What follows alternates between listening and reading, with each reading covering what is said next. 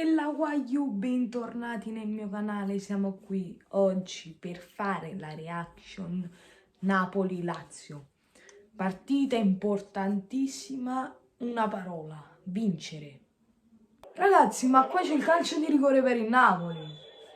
Sì, è giusto perché c'è un rigore del Napoli, perché Milinkovic-Savic ha alzato la gamba in faccia a Manolas. Ragazzi, parte insieme. Sì, mamma mia. Dai, concentrati. Dai, Polità. Polità. Sì! Sì! Politano! Andiamo così. No.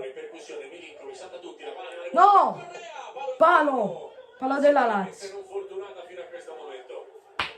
Mamma mia ragazzi, non possiamo fare così fino al 90°. Ragazzi, è finito il primo tempo, un Napoli che fino al 2-0 stava giocando veramente bene.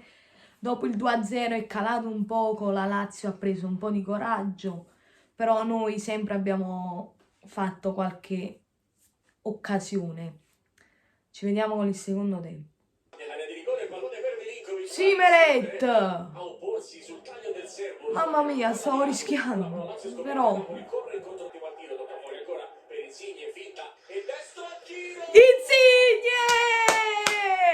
Gol mangiato, gol subito! Sì!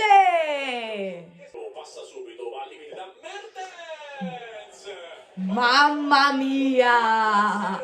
Mamma mia che calcio! Zielinski! Zielinski! Zielinski! Ah! Perché mi regala sti gol? Ma io non lo so!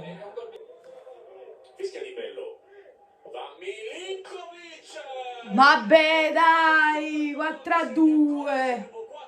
Ma dai! Ma lo za! C'è Osimhen! Ma Osimhen! Sì!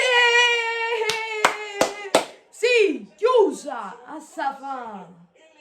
Ragazzi, è appena finito il match, un Napoli spettacolare. Speriamo bene che continuiamo così fino alla fine della stagione, perché noi abbiamo finito i big match, ma il Milan, la Juve, l'Atalanta non li hanno finiti. Però noi abbiamo le squadrette che si devono salvare, quindi impegniamoci. Noi ci becchiamo in un prossimo video. Bella ragazzi.